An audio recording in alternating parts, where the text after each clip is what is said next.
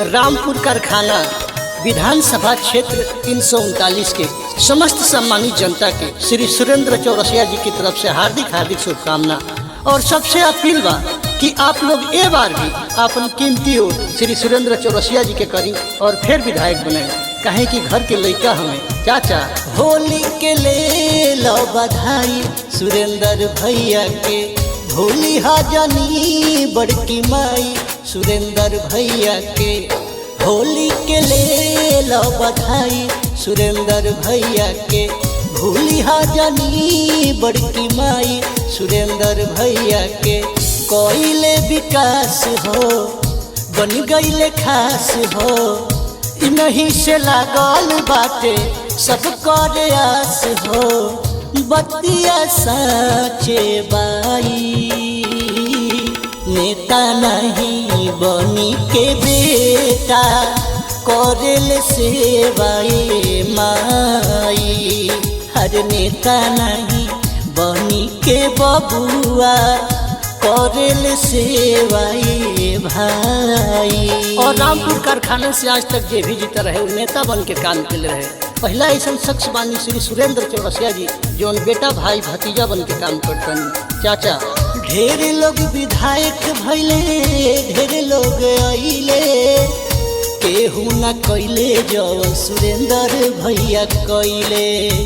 Road बन गईल मिले सबके दवैया, फिर से विधायक इनके बना के बमैया।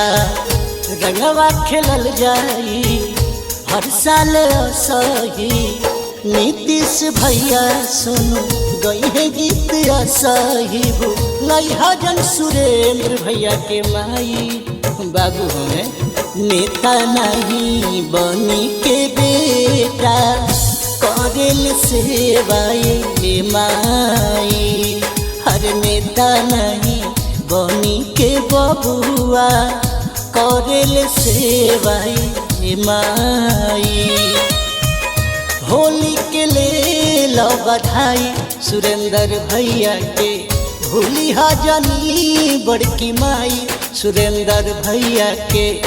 होली के ले लो बधाई सुरेंद्र भैया के, भूली हाजनी हमर भाई सुरेंद्र भैया के। कोइले विकास हो बन गईले खास हो, इन्हीं से लागल बाटे सब करे आस हो।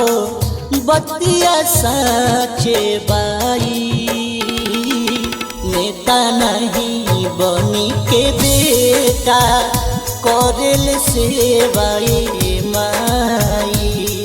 हर नेता नहीं बनी के बबुआ, करेल सेवाए भाई।